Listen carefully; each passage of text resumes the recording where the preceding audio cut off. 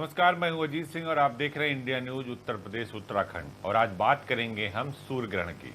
इस साल होली के समय 14 मार्च को पहला चंद्र ग्रहण लगा था। हालांकि इसका असर हिंदुस्तान पर नहीं था, लेकिन सनातन को मानने वाले, हिंदू धर्म को मानने वाले लोग जो दुनिया भर में करोड़ों लोग रहते हैं, उनके लिए चंद्र ग्रहण का महत्व था। और हमने बताया था कि जो दुनिया भर में लोग रहते हैं हिंदुस्तान के बाहर, उन्हें चंद्र ग्रहण पर क्या करना चाहिए। और आज हम बात करेंगे सूर्य ग्रहण की, जो 29 मार्च को यानी आज के 5 दिन बाद लगने वाला। कहते हैं कि जब पृथ्वी और सूर्य के बीच चंद्रमा आ जाता है तो पूरी धरती पर अंधेरा छा जाता है। कब ये सूर्य ग्रहण लगेगा और सूर्य ग्रहण पर क्या करना चाहिए और क्या नहीं करना चाहिए, इसके क्या मायने हैं स्पेस पर भी और धरती पर भी, इसके लिए हम जानेंगे। हमारे साथ वाराणसी के प्रोफेसर विनय पांडे जी जुड़े हैं, जो ज्योतिषाचार्य हैं। उनसे हम जानेंगे कि आखिर सूर्य ग्रहण के क्या मायने हैं और सूर्य ग्रहण के वक्त आपको क्या करना चाहिए, सूर्य ग्रहण में क्या चीज़ें नहीं करनी चाहिए।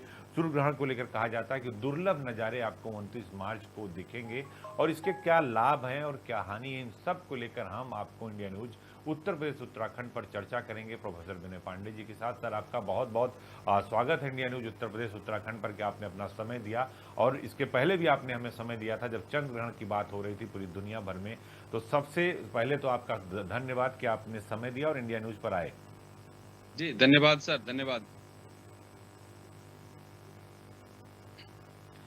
सर, पहला सवाल मेरा यही कि जैसे 14 मार्च को चंद्र ग्रहण था और अब समय हम लोग जब बात कर रहे थे तो ये हुआ कि चंद्र ग्रहण का असर हिंदुस्तान पर नहीं होगा। जो हिंदुस्तान के बाहर हैं, दुनिया के दूसरे देशों में, जो एशिया के बाहर हैं, उन पर उसका असर पड़ेगा। लेकिन अब बात हम सूर्य ग्रहण की कर रहे हैं जो 29 मार्च को लगने वाला। तो सबसे पहले आप ये बताइए कि जो 29 मार्च को सूर्य ग्रहण लगने वाला हो, कितने बजकर कितने मिनट पर लगेगा और उसका क्या असर पूरी दुनिया पर पड़ने वाला है।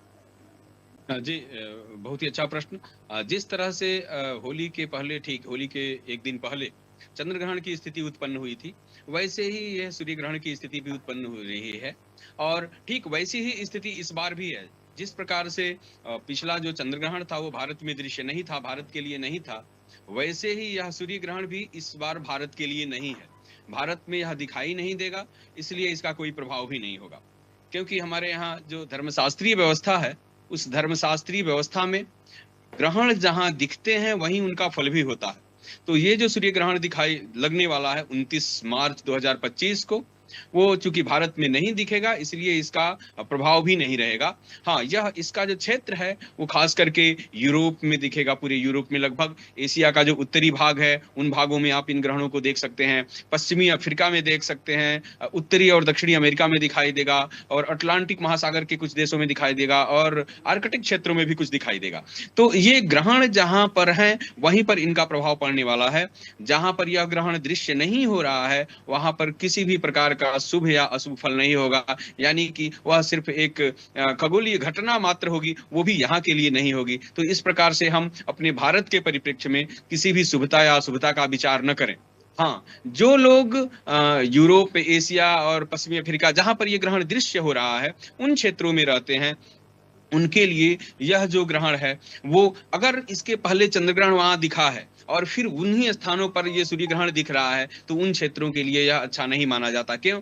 क्योंकि एक ग्रहण के बाद दूसरा ग्रहण अगर 15 दिनों के अंदर ही आता है, एक पक्ष के अंदर आता है, तो उसका उस क्षेत्र पर बहुत ही दुष्प्रभाव उत्पन्न होता है। अर्थात प्राकृतिक घटनाएं बढ़ती हैं, प्राकृतिक उपद्रव होते इसकी हैं, टाइमिंग क्या है, राजसत्ता इसकी में भी टाइमिंग क्या असंतोष है होता सर, है। इसकी जो टाइमिंग है सूर्य ग्रहण की वो क्या होगी और भारतीय समय अनुसार क्या होगा और जो यूरोप का समय उसके अनुसार क्या होगा। इस समय इसका समय क्या है सूर्य ग्रहण का। देखिए, ये भारतीय समयानुसार जो भारत का मानक समय है, जो 82.5 अंश रेखांश पे निर्धारित होता है, उस भारतीय समयानुसार 2:21 पर इस ग्रहण का आरंभ होता है और शाम के 6:14 पर इस ग्रहण की परिसमाप्ति होगी। तो अपने अपने स्थान के समयों का यूरोपियन लोग हैं, जो एशिया के हमारे उत्तरी भाग में रहने वाले लोग हैं, उत्तरी दक्षिणी अमेरिका वाले लोग हैं, अपना जो भारतीय समय से जो कन्वर्जन है, जो स्थानांतरण है, उस स्थानांतरण को देख करके और ज्ञात कर सकते हैं। ये भारतीय समयानुसार, फिर मैं एक बार बता दूं, भारतीय समयानुसार 2:21 पे अपराह्न इस ग्रहण का आरंभ होगा और 6:14 तक यह ग्रहण रहेगा। अगर उनके यहाँ इस काल में सूर्यास्त हो चुका है तो भी उनके यहाँ इस ग्रहण का कोई प्रभाव नहीं होगा। क्यों? क्योंकि अगर चंद्र ग्रहण दिन में और सूर्य ग्रहण रात्रि में लगता है, सूर्यास्त के बाद लगता है, तो उसका कोई फल नहीं होता। हाँ, अगर सूर्य ग्रहण दिन में और चंद्र ग्रहण रात्रि में लगता है, उसी का फल लेकिन होता है। तो भारतीय मानक समय को अगर आप परिवर्तित करके अपने स्थान पर ले जाते हैं और आपके यहाँ अगर दिन है, तो वहां उस चंद्र ग्रहण का सूर्य ग्रहण का प्रभाव रहेगा। जैसे अगर हिंदुस्तान में 2:20 पर हो रहा है, तो अगर आप यूके की बात करें तो वहाँ 6-6.5 घंटे का अंतर होता है, यानी लगभग 8 बजे के आसपास होगा, तो वहाँ रात्रि हो चुकी होगी। यूएस में भी जी। रात्रि हो चुकी होगी, तो यानी वहाँ जो रहने वाले हैं और जो सनातन को मानते हैं, उन पर इस सूर्य ग्रहण का कोई प्रभाव नहीं पड़ने वाला है। नहीं, नहीं, बिल्कुल नहीं पड़ने वाला है, क्योंकि ग्रहण जहाँ दिखाई देगा, वहीं पर उसका प्रभाव होगा। और खास करके सूर्य ग्रहण अगर रात्रि काल में होता है, तो वो भी निरर्थक होता है, उसका भी कोई प्रभाव नहीं होता है। हाँ, ग्रहण अगर दिन में होगा, तो उसका प्रभाव ज़रूर होगा। ज्योतिष क्या कहता है सर? ज्योतिष क्या कहता है कि जब चंद्रमा और जो है पृथ्वी सूर्य के बीच में आ जाते हैं, तो ये पूरी धरती पर अंधेरा छा जाता है और कुछ भाग में उजाला भी रह जाता, सब जगह अंधेरा नहीं छाता। तो इसके क्या अनुकूल और प्रतिकूल असर क्या पड़ते हैं? देखिए, ये जो हमारे ज्योतिष शास्त्र के अनुसार भी वही लक्षण होते हैं। हम जब ज्योतिष पढ़ाते हैं, जब सिद्धांत ज्योतिष की बात करते हैं, जहाँ ग्रहण की गणना की जाती है, वहां पर भी ये सूर्य ग्रहण का जो कारक है, वो चंद्रमा का बिंब ही है।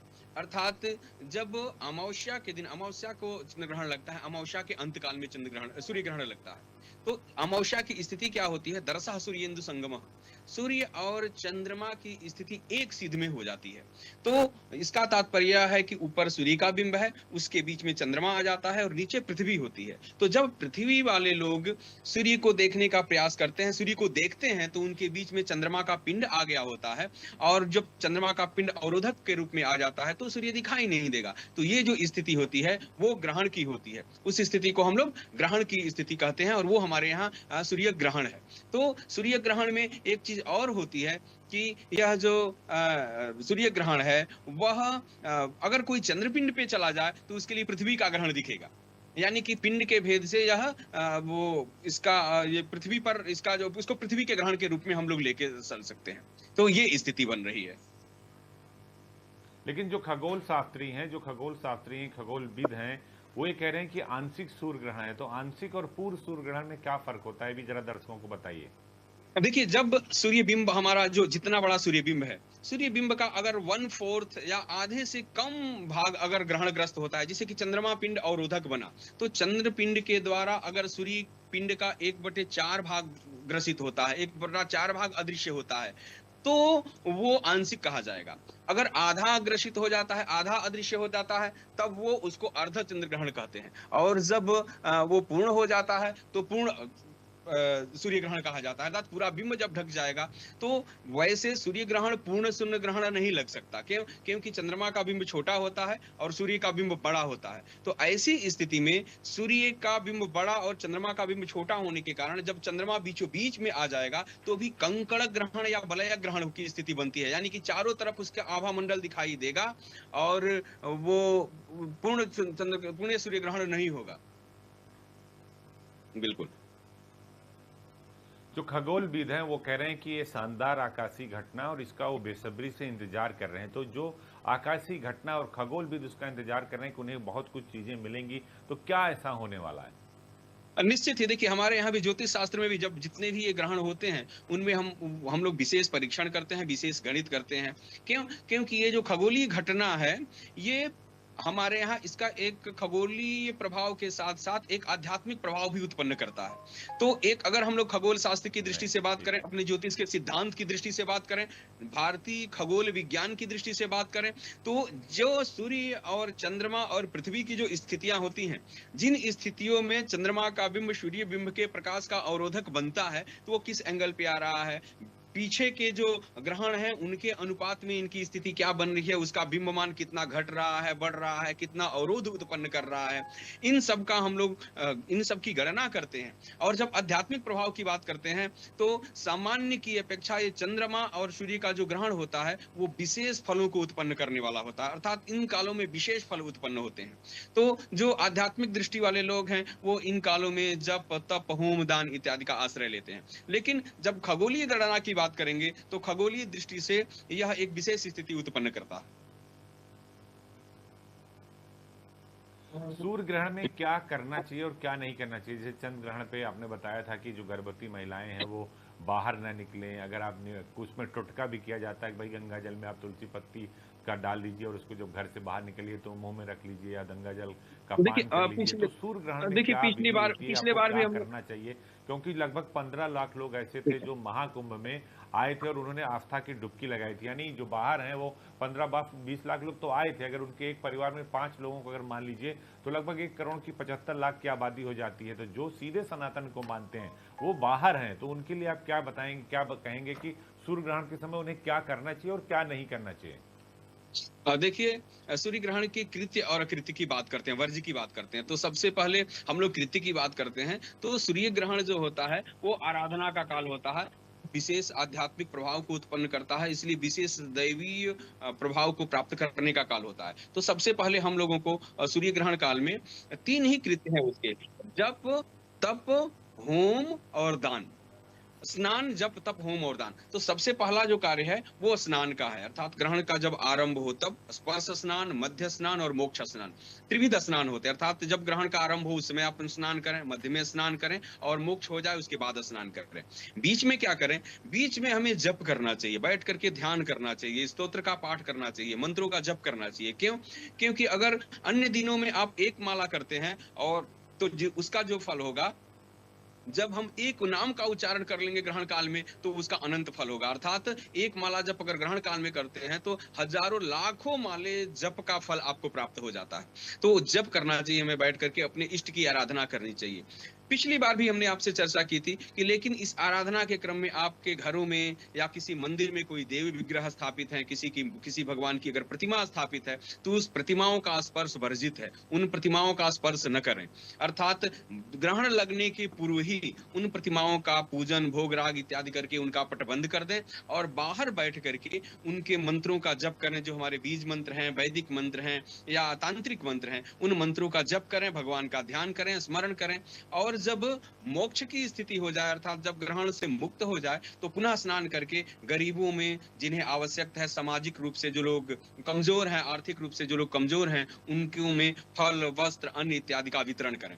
तो ये 3 कृत्य हैं: स्नान, जप, जो होम बात और आप कह दान। रहे हैं कि 3 स्नान, कृत्य होने जप, चाहिए। तप, होम, दान, ये तो लोग करते हैं, लेकिन बहुत सारे लोग जिनको पता नहीं होता, जिनको ज्ञान नहीं होता, वो क्या करते हैं, ग्रहण के समय भी घर से बाहर घूमते रहते हैं, खाना भी खाते रहते हैं, बहुत सारी चीज़ें करते रहते हैं। तो उनके लिए आप क्या कहेंगे? बहुत सारे लोग अज्ञानता में करते हैं और बहुत सारे लोग जानबूझ कर भी करते, कहते चलो कोई बात नहीं है, तो हिंदुस्तान में नहीं है तो बाहर यूरोप में आ रहा है। देखिए, ये 2 चीजें हैं। एक तो जो लोग नहीं करते हैं, देखिए फल तो इसका मिलना है, परोक्ष रूप में या प्रत्यक्ष माने स्वीकार करें तो भी सूर्य की किरणें आपके ऊपर पड़ेंगी, अगर नहीं आप स्वीकार करें तो भी पड़ेंगी। तो जो लोग इसके फल को नहीं मानते हैं कि इनमें जप तप करने से कोई फल की वृद्धि होती है, उसमें उनकी कोई हानि नहीं है। हमने पहले ही बताया कि यह काल जो होता है विशेष आध्यात्मिक ऊर्जा के संचय का काल होता है। तो जो लोग जप तप होम दान इत्यादि नहीं करते हैं वो इस फल से वंचित रह जाएंगे। ऐसा नहीं कि कोई प्रत्यवाय लगेगा। हाँ, स्नान नहीं करने का प्रत्यवाय जरूर लगता है। अगर आप स्नान करेंगे तो पुण्य होगा, लेकिन अगर स्नान नहीं करेंगे तो पाप भी लगेगा। स्नान का तो विधान है, क्योंकि उस समय जो किरणें होती हैं हमारे वातावरण को दूषित कर देती हैं। तो ऐसी स्थिति में हमें मोक्ष के बाद स्नान करना है। तो जो लोग बाहर घूमते रहते हैं वो घूम सकते हैं, बेशक उनके लिए कोई प्रतिबंध नहीं है। तो एक तो वो पुण्य से वर्जित होंगे, अगर वो घर में आकर के स्नान कर लेते हैं तो वो उस प्रत्यवाय से मुक्त हो जाएंगे। दूसरा, जिन राशियों के लिए ग्रहण अशुभ माना जाता है वो लोग अगर बाहर घूमते हैं तो उनके ऊपर उसका दुष्प्रभाव कुछ अधिक पड़ेगा। लेकिन जिन राशियों के लिए वो ग्रहण शुभ है तो उन कौन सी राशि वाले राशि है, लोग कौन सी राशि है जो सूर्य ग्रहण में उनके लिए ठीक नहीं है और कौन सी राशि जिनके लिए सूर्य ग्रहण अच्छा माना जाता है? नहीं, ये फिक्स नहीं है कि सूर्य ग्रहण अच्छा माना जाता है। यह इस पर निर्भर करता है कि सूर्य ग्रहण लग किस राशि पे रहा है। तो इस बार वाला जो सूर्य ग्रहण है वो उत्तरा भाद्रपद नक्षत्र पे लग रहा है, और उत्तरा भाद्रपद जो नक्षत्र है वो मीन राशि का परिचायक है, अर्थात मीन राशि के क्षेत्र में आता है। तो ये जो ग्रहण है वो मीन राशि पे लग रहा है, इसलिए मीन राशि वालों के लिए ये ग्रहण बिल्कुल ही शुभ नहीं है, क्योंकि उनमें घात की स्थिति बन सकती है, प्रतिघात हो सकता है, उनके साथ घात हो सकता है। सतर्क रहें अपने कार्यों से। जो जिन राशि वालों की दूसरी राशि में मीन राशि पड़ेगी, अर्थात कुंभ राशि वालों की भी आर्थिक क्षति हो सकती है, नुकसान हो सकता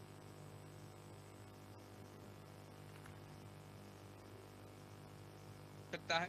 मकर राशि वालों के लिए ग्रहण, राशि वालों इसके के साथ लिए ही यह जो कष्ट देने मेष वाला ग्रहण हैं, है। धनु हैं, वृश्चिक हैं, इनके लिए क्या कहेंगे? मैं एक-एक राशियों की बात कर रहा हूँ, धनु राशियों के लिए अच्छा नहीं है। फिर जब आप वृश्चिक राशि की बात करेंगे, वो भी किसी प्रकार की पारिवारिक चिंताओं को बढ़ाने वाला है। तुला राशि वालों के लिए यह ग्रहण बहुत ही सुख संपत्ति का दायक है। सिंह राशि की बात कन्या राशि की बात करें तो वो पत्नी कष्ट और स्त्रियों के लिए उसके पति के कष्ट का परिचायक है। सिंह राशि वालों के लिए कष्ट का परिचायक है और कर्क राशि वालों के लिए भी मान-सम्मान पे उनके ठेस पहुँच सकती है, उनकी प्रतिष्ठा दाँव पे लग सकती है।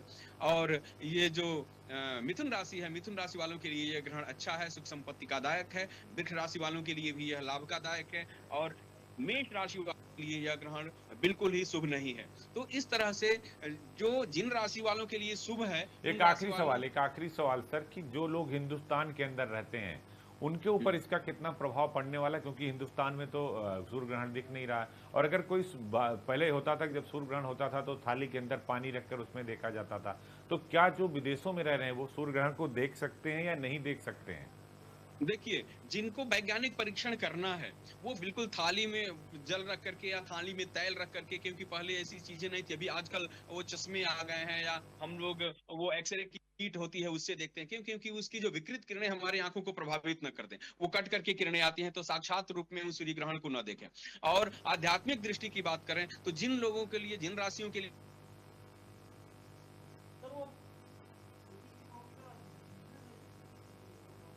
हमने अशुभ बताए वो किसी प्रकार से नष्ट देखें। लेकिन जिन राशि वालों के लिए अच्छा बताया गया है, उन राशि वाले लोग ऐसे देख सकते हैं, तेल में, पानी में या फिर स्पेशल जो सनग्लासेस होते हैं, उनसे देख सकते हैं। तो उनको, उनके लिए वो अच्छा होगा और इसकी अगर जिन्होंने देख लिया, तो उसके लिए शांति क्या बताई। हिंदुस्तान के वो लोग जैसे ही उनकी दिनचर्या चल रही है वैसे ही चलती रहेगी क्योंकि सूर्य ग्रहण तो हिंदुस्तान में सूर्य ग्रहण का असर है नहीं?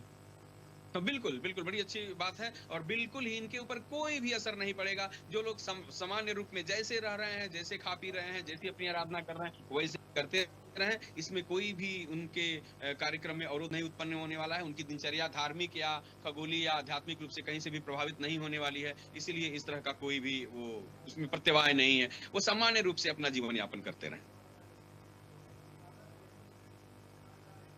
बहुत बहुत शुक्रिया, बहुत बहुत धन्यवाद। ये थे प्रोफेसर विनय पांडे जो काशी महादेव की नगरी से जुड़े थे और आपने बताया कि सूर्य ग्रहण पर क्या करना चाहिए और क्या नहीं करना चाहिए, किस राशि के लिए अच्छा है और किस राशि के लिए अच्छा नहीं है। लेकिन हाँ, उन्होंने बताया कि स्नान, जप, तप, ध्यान ये आपको करना है।